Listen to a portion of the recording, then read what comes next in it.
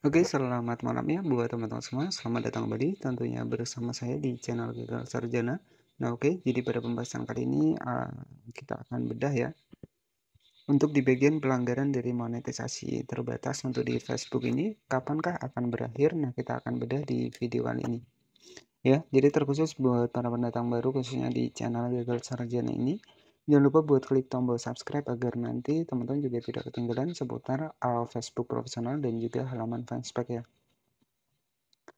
Nah, jadi beberapa dari komentar itu banyak sekali yang menanyakan tentang pelanggaran monetisasi terbatas. Jadi ketika kita terkena pelanggaran monetisasi terbatas, ya itu masih dalam kategori pelanggaran ringan, teman-teman ya. Artinya ya di bagian dari monetisasi kita itu masih bisa kembali. Nah, itu merupakan pelanggaran ringan yang diberikan oleh Facebook ya ataupun sebuah teguran karena mungkin ya dari konten kita terdeteksi yang mungkin dari musiknya terkena hak cipta ya ataupun melakukan sebuah re-upload yang masih bisa kita hapus itu masih dalam kategori pelanggaran yang ringan ya.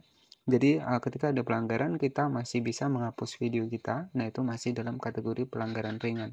Dan yang kedua, dampaknya adalah mungkin monetisasinya terbatas ataupun monetisasinya untuk di Facebook ini misalkan dicabut ya dari fitur monetisasinya dan juga warna merah ya. Biasanya teman-teman mungkin menemukan hal-hal seperti itu. Karena banyak sekali yang berkomentar itu tentang di pelanggaran monetisasi terbatas ini. Jadi kapankah untuk pelanggaran monetisasi terbatas ini akan berakhir di akun kita dan akan kembali normal lagi? Nah, kita akan bedah di video kali ini.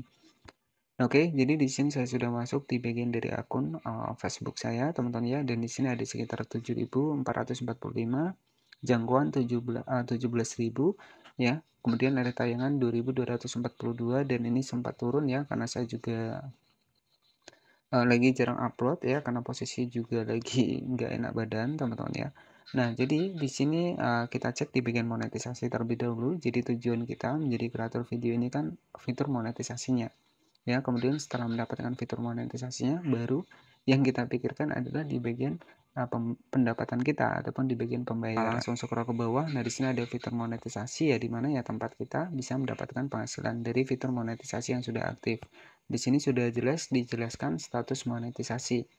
Ya, penghasilan kerja bagus, Anda bisa menghasilkan uang dari konten Anda. Nah, di sini ada sedikit penghasilan saya, ya ini sekitar 1,24 dolar. Kemudian di bagian bonus di sini ada sekitar 4 dolaran dan kemudian ada juga kinerja yang sedang berjalan, teman-teman. Nah, untuk di bagian iklan stream itu di teman-teman bisa cek di video saya yang lain, itu saya juga sudah mendapatkannya di akun pertama saya dan ini termasuk di akun kedua saya, teman-teman. Kita masuk di bagian menu pembayaran lagi ya untuk penghasilan kita. Jadi penghasilan bersih itu akan masuknya di menu pembayaran.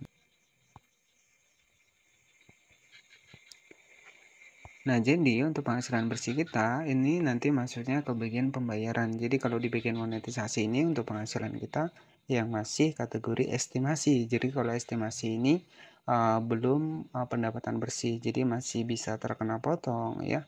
Jadi makanya nggak heran ketika estimasi untuk dimonetisasi lebih besar, sedangkan ketika masuk di bagian pembayaran kecil ya mungkin karena masih dicek kembali oleh Facebooknya. Jadi ada trafik-trafik yang mungkin disengaja ataupun tidak valid, ya itulah yang menyebabkan untuk pendapatan kita bisa dikurangi.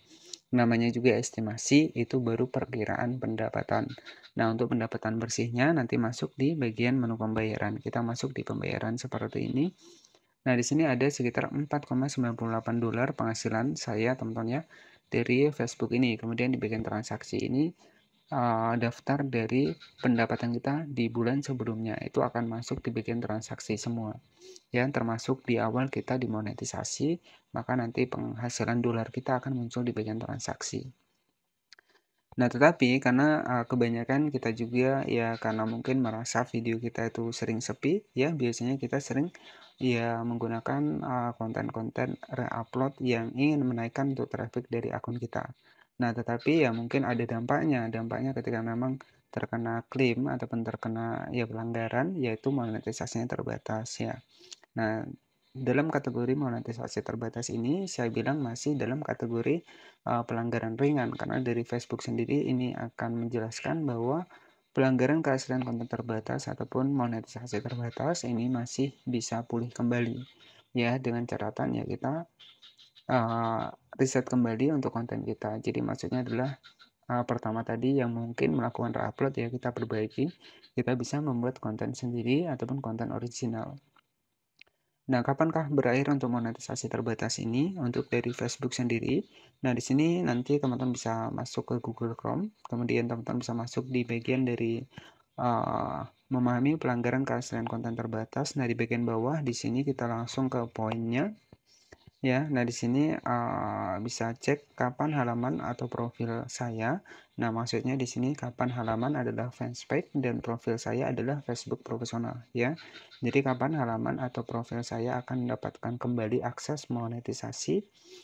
Ya, nah di sini dijelaskan dalam kebanyakan kasus pelanggaran keaslian konten terbatas menimbulkan hukuman demonetisasi ataupun monetisasinya dicabut selama 90 hari.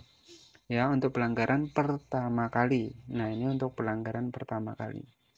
Pelanggaran berulang bisa mengakibatkan demonetisasi permanen. Nah, ini yang paling disayangkan ya ketika pelanggaran pertama kemudian ada pelanggaran berulang. Jadi Facebook bisa mencabut permanen untuk monetisasi kita untuk di Facebook ya. Jadi jika ada pelanggaran berulang. Nah, jadi kapankah untuk berakhir monetisasi terbatas ini? Untuk berakhirnya, di sini dijelaskan adalah 90 hari. Jadi setelah 3 bulan, maka nanti untuk akun kita, monetisasinya juga akan kembali hijau, ya. Dan juga kita bisa mendapatkan penghasilan lagi, ya. Ketika kita terkena pelanggaran keaslian konten terbatas. Nah, yang masuk dalam kategori keaslian konten terbatas itu adalah pelanggaran di bagian musik, ya, ada video yang disenyapkan.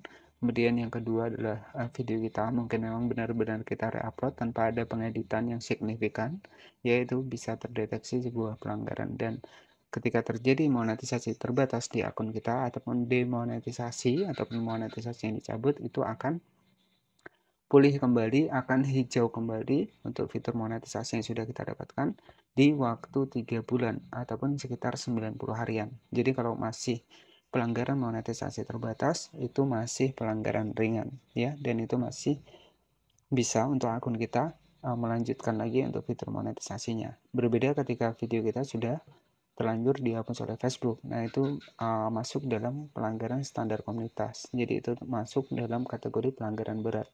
Kalau cuma monetisasi terbatas, ini masih bisa pulih kembali, jadi jangan panik. Ya, buat teman-teman yang mungkin terkena pelanggaran monetisasi terbatas, jangan panik karena 90 hari dia akan normal kembali, asalkan tidak terjadi pelanggaran berulang.